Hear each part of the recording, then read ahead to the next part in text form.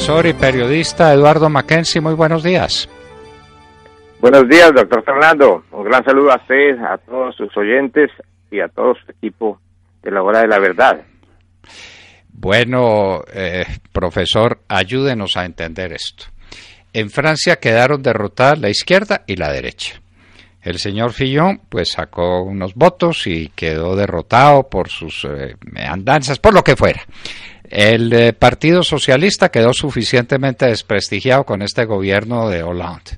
Entonces no votaron por él sino por el centro. Y yo quiero saber ese guiso con qué se come, eso cómo es, qué es el centro, qué es el señor Macron y cuál es la propuesta que él le tiene a los franceses para saber por qué van a votar los franceses el próximo 6 o 7 de mayo. ¿Usted nos contará, profesor? Mayo, sí. El 7 de mayo. ¿Usted nos contará, profesor? Podemos desarrollar esa temática tan complicada en 6 puntos que abrazan los aspectos más importantes de esta elección, de esta primera vuelta, que realmente es una elección histórica bastante sui generis, porque tiene unos aspectos rarísimos, que es por la primera vez que se ven en Francia. Yo creo que el primer punto a destacar es que el Partido Socialista desapareció. El Partido Socialista que estaba que impulsaba la candidatura de Benoît Hamon, obtuvo solamente el 6.3% de los votos, es decir, un guarismo bajísimo, es el score más bajo de ese partido en los últimos 50 años. Entonces, este partido quedó prácticamente borrado del mapa político francés, y eso se debe a que los partidarios de Macron y, de otro lado, los partidarios de otro izquierdista, Mélenchon, le restaron los votos que antes tenía y que le habían permitido a este partido ganar la elección presidencial con François Hollande hace 5 años. Entonces, ese es el primer elemento importante, la gran crisis, la gran repulsión que el electorado experimentó y expresó respecto del Partido Socialista, partido de gobierno actual. El segundo punto es que Francia escapó en esta primera vuelta a las ambiciones de otro candidato, que es el señor Mélenchon, Jean-Luc Mélenchon, quien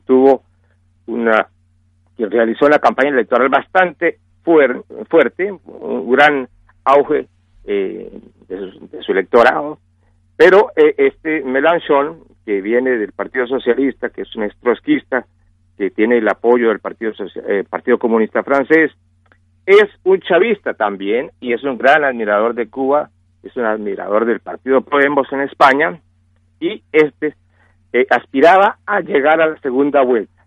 Él estaba convencido de que iba a llegar, y todo el mundo se aterraba ante la posibilidad de ver a un señor como Mélenchon en la segunda vuelta, un señor que pide el retiro de la OTAN de Francia, es decir, Francia retirarla de la OTAN para alinearla con los países del ALBA, esa creación de Chávez. Bueno, este señor entonces quedó mal, no pasa a la segunda vuelta, él obtuvo solamente el 19.6% de los votos. El tercer punto a destacar es que, desde luego, la derecha y el centro, candidatura que encarnaba François Fillon, perdió la posibilidad de llegar a la segunda vuelta, porque Fillon obtuvo solamente el 20.0% de los votos. Fillon fracasó porque no pudo unir completamente su campo, su partido, es decir, los republicanos, el partido de los republicanos, más el centro político que había al comienzo prometido apoyar su campaña. Pero no solamente las querellas judiciales que le inventaron y que le inventó el gobierno contra él, mellaron esa posibilidad de ganar los votos que los llevaron al segundo puesto. Solamente fue también una crisis interna de su partido la que se expresó y por eso Fillon perdió esa posibilidad. Pero en mi opinión Fillon perdió 2 veces, porque una cosa es perder esa primera vuelta y otra cosa es hacer lo que hizo en la misma noche en que se conocieron los resultados de las elecciones.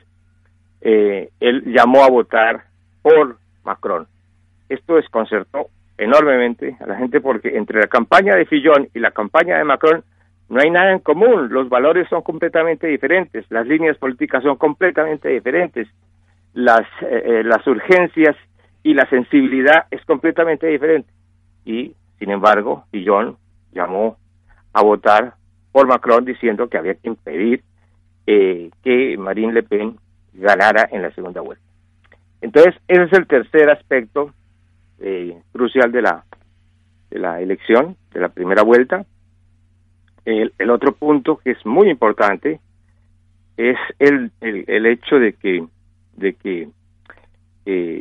los 2 partidos que fracasaron estrondosamente, que son el Partido Socialista y el Partido de los Republicanos, el de Fillon, habían elegido sus candidatos en elecciones primarias abiertas, es decir, en elecciones internas abiertas, y estas elecciones internas abiertas, que es una metodología que también quieren imponer en Colombia, agudizó las contradicciones internas dentro del partido. No, esas elecciones internas no ayudaron a solidificar los partidos respectivos, ni a unir los dirigentes de esos partidos, sino que aumentaron la división, el recelo y las contradicciones internas. De suerte que los 2, Fillon y Hamon, son los grandes perdedores de esta elección. Es una elección importante para Colombia, porque allá tienen, algunos sectores quieren elegir sus candidatos presidenciales utilizando el método de la elección interna abierta. Entonces, que tengan en cuenta lo que estas elecciones abiertas pueden causarle a los partidos.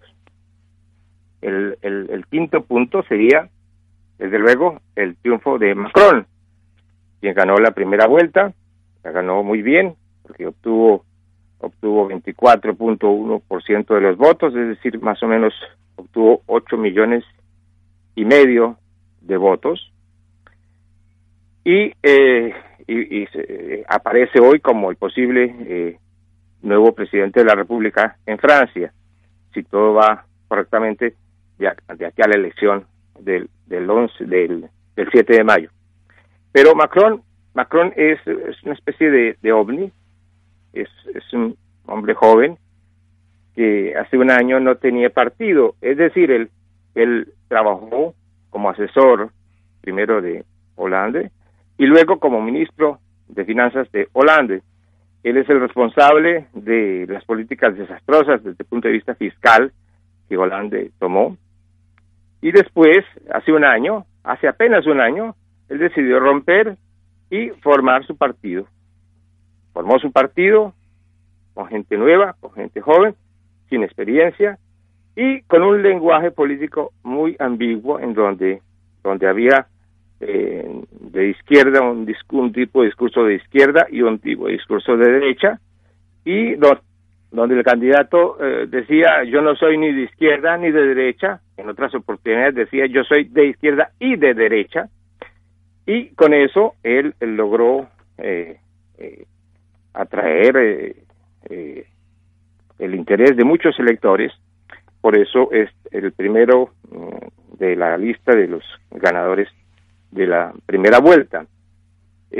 Macron hace 2 meses, por ejemplo, no tenía programa. Él tenía un discurso hacia sus mítines, pero su programa no lo había siquiera redactado. Apenas hace 2 meses redactó un programa que es bastante ambiguo, que es vacío de contenido. Es uno de los programas menos calibrados desde el punto de vista financiero, menos preciso en sus conceptos, y si se lo compara con otros programas es también un producto bastante irreal, es un ovni político. Entonces, este es el señor que ganó la primera vuelta de la elección presidencial. Y el sexto punto es el triunfo también de Marine Le Pen, que va a disputarle a Macron la elección presidencial. Ella obtuvo 21.4% de los votos, y es decir, obtuvo 7 millones, .6 millones de votos, y aparece como un challenger importante, aunque hay una campaña, desde luego, una campaña muy fuerte para continuar la satanización de su partido. Sin embargo, el hecho de que haya ganado esta elección, es decir, pasado la segunda vuelta, indica que la satanización que la izquierda en general, los socialistas, los comunistas, en fin, hacían contra este partido, fracasó bastante, porque pues hay 7 millones o casi 8 millones de franceses, de electores franceses, que no creen en esa satanización, no creen que es un partido racista, en fin, y entonces es una fracción del electorado francés que merece respeto. Desde luego, ese fracaso de la satanización de Frente Nacional es el producto de medidas muy drásticas que Marine Le Pen tomó para quitar absolutamente toda traza de racismo que podía haber, que tenía como principal responsable a su propio padre. Pero ella luchó contra esto, y su padre, el fundador del Frente Nacional, fue expulsado puesto que él dio unas declaraciones que no coinciden con el pensamiento pues de la nueva dirección de este partido. Luego, ese es otro fenómeno interesante, es una evolución importante que los electores agradecen, porque por primera vez este partido llega a tener ese caudal de votos. Entonces, esos son los 6 principales puntos. Podemos desarrollar otros aspectos si usted quiere hacer algunas preguntas al respecto. Pues claro, profesor, yo le quiero preguntar, hay en este momento una discusión evidente, y es si se va a hacer una economía de corte, póngalo entre comillas, socialista, pues porque no lo es, nos está pidiendo la expropiación de todos los elementos de producción, pero sí unas cargas tributarias y unas señales que indican que el gobierno cree mucho más en el estado bienestar que en el estado individualista liberal, en el sentido de que ese es el gran productor de riqueza, como lo proponía la Escuela de Friburgo y el profesor Hayek, y desde los Estados Unidos el profesor Milton Friedman. Si yo le pregunto entonces cuál va a ser el corte de la economía francesa, porque entendemos que los franceses no están conformes con la estructuración económica que le dio al país el señor Hollande, es decir, la que le dio Macron. Pero eligen a Macron, pero entonces, ¿qué quieren? ¿Quieren Estado Providencia o quieren volver a un Estado productor donde la libertad individual tenga una primacía para la creación de riqueza en Francia? ¿Por cuál de las dos alternativas se va a ir el gobierno de Macron? ¿Por cuál de las dos alternativas votaron y votarán los franceses el 7 de mayo? Sí, ese es uno de los efectos irracionales de esta elección, porque hay una especie de dosis de irracionalidad en el voto que favorece a Macron, porque Macron es el alter ego de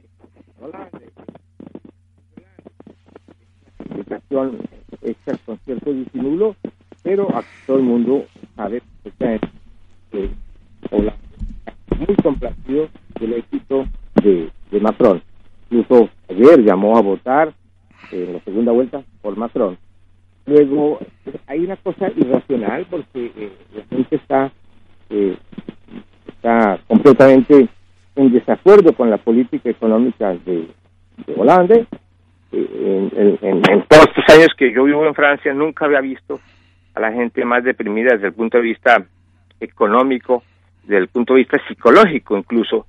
Entonces votaron, dificultades bancarias con impuestos enormes y sin embargo esta aparición de Macron resulta que es favorecida. Desde luego que a Macron lo favoreció enormemente la actitud de los medios, de la televisión, de la radio y de una cierta prensa escrita que lo muestra como un estadista en realidad, y eso tal vez pudo jugar. Ahora, ¿quién va a ganar dentro de 15 días? Yo no lo sé. En todo caso, los dos candidatos tienen un programa completamente diferente. Son dos programas diferentes. El uno es, el de Macron es un programa ultraliberal, mundialista. Él cree que la mundialización es una cosa que le sirve a la economía francesa.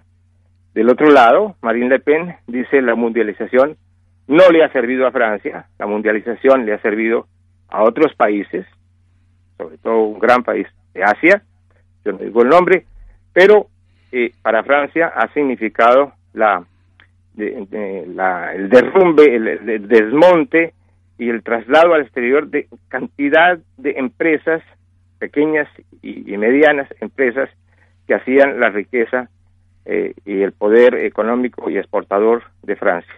Esto se ha venido derrumbando en los últimos años y por otro lado, pues ella objeta la fuerza enorme que tiene la Unión Europea, es decir, yo no digo de Europa, sino de la Unión Europea, es la burocracia de Bruselas, que decide por Francia en cuestiones estratégicas y de economía global, como son los tratados internacionales económicos que tiene que suscribir Francia.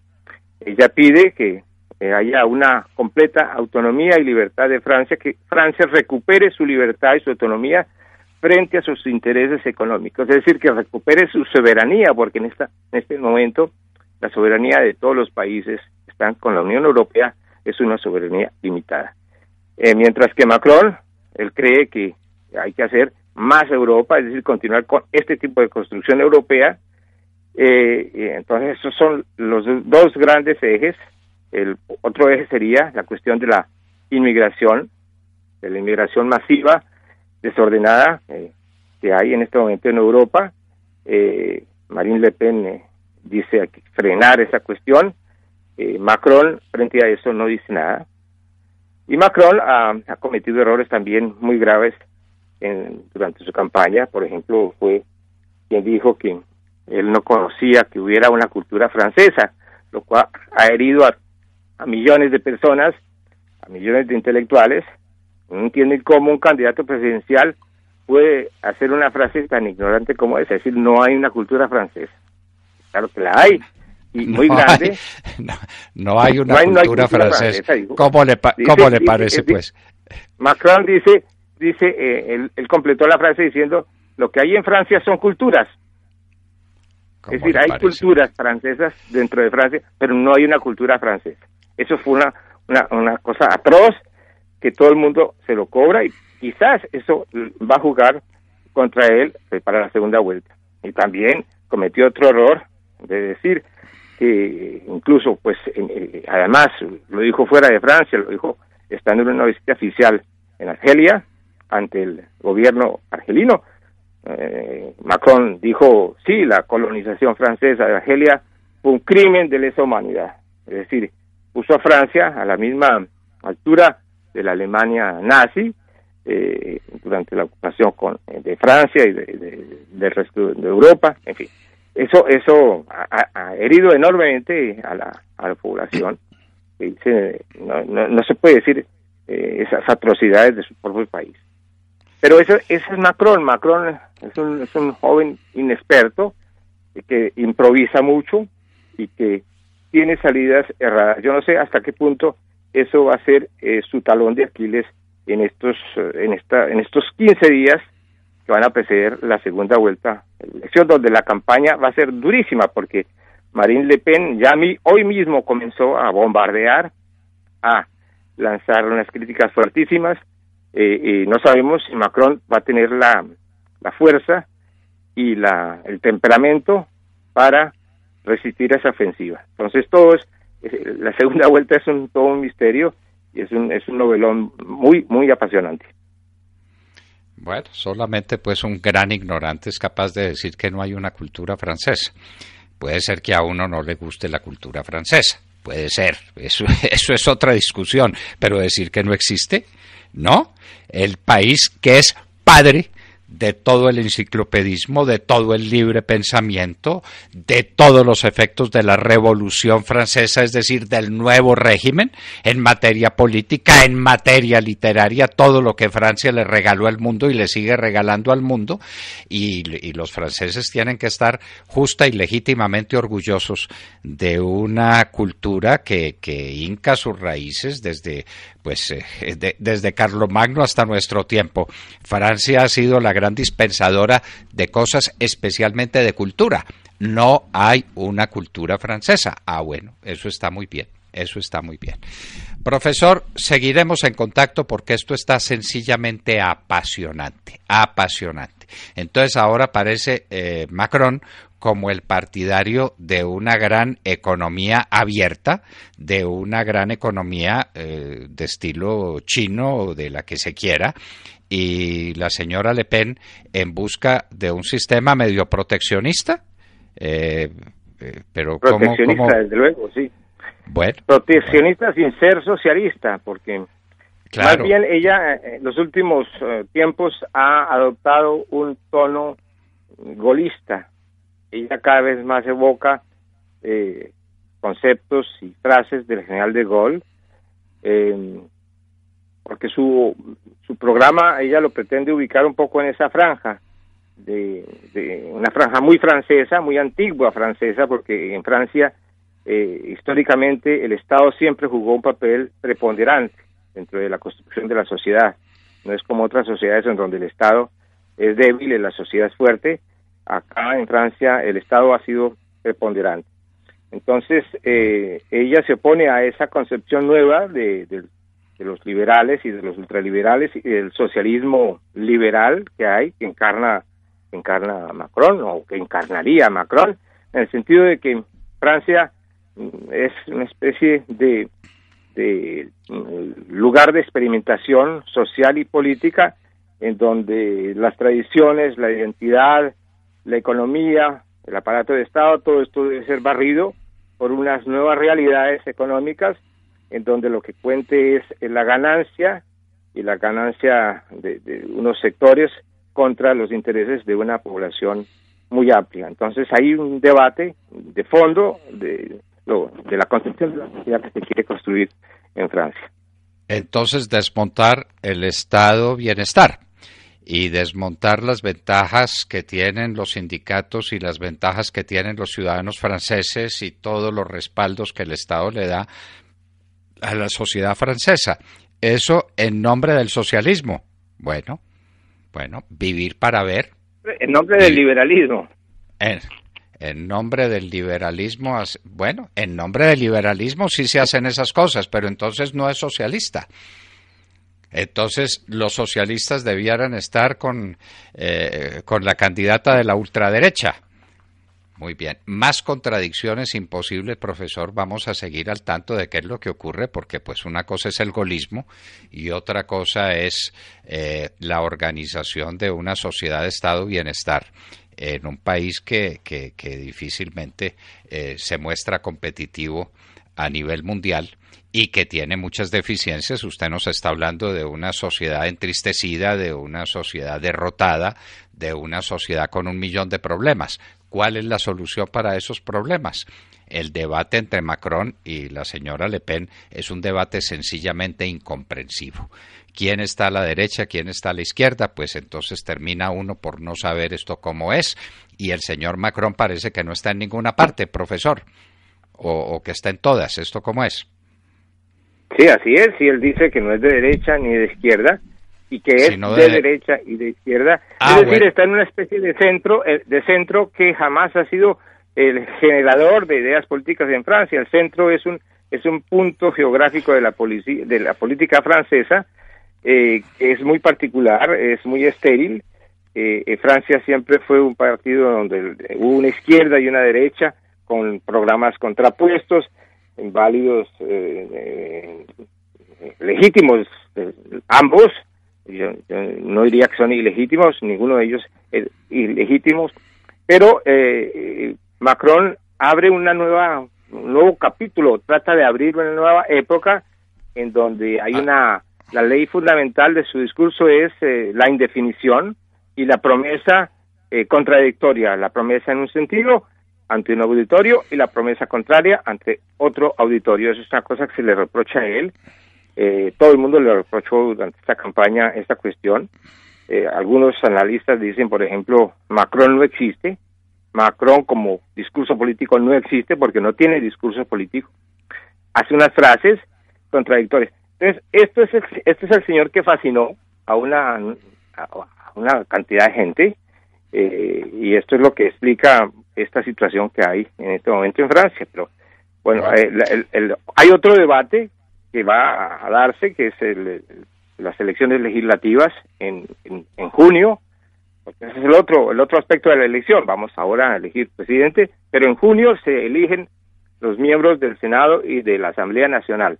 Entonces, en este caso, la situación es complicadísima también, porque Macron no tiene un partido político, no tiene cuadros políticos experimentados. El partido de Macron, que se llama En Marcha, no es conocido políticamente en ninguna parte, mientras que el partido de Fillon, por ejemplo, y el Partido Socialista, por ejemplo, tienen cuadros y actores políticos en todas partes del país. Entonces va a ser una especie de cohabitación que va a haber entre un nuevo presidente y la Asamblea Nacional, una cohabitación difícil, con tensiones, con contradicciones. Es un periodo bastante agitado el que se ve venir. Ya si gana Macron, lo mismo, y si gana Le Pen, es lo mismo. Una gran contradicción entre el Ejecutivo y el Legislativo. Bueno, en la Revolución Francesa teníamos la droite y la gauche, y al medio la plaine, y la plaine no era nada. Eran los que se dejaban mover por las pasiones de un lado y del otro, y que entonces fueron asistentes al régimen del terror, y después fueron asistentes al Termidor y a la guillotina para Robespierre y para sus amigos, y finalmente entonces todos estarían con el consulado y con el imperio. En fin, vamos a ver qué es lo que pasa con este jovencito, con Macron, que no por joven es carente de ideas. Es que uno a esa edad ya podía tener ideas como tantos jóvenes las han tenido a la edad de Macron y con mucho menos edad que Macron. Profesor Eduardo Mackenzie, seguiremos hablando de este tema apasionante y muchísimas gracias por estar en la Hora de la Verdad. Con mucho gusto, gracias a ustedes. Bueno, ¿vieron pues lo que es confusión y lo que es caos? Pues claro, por Dios. Bueno. Nadie sabe qué va a pasar allá. No, nadie. Entonces, un muchachito simpático, uno de sus grandes activos es que está casado con una mujer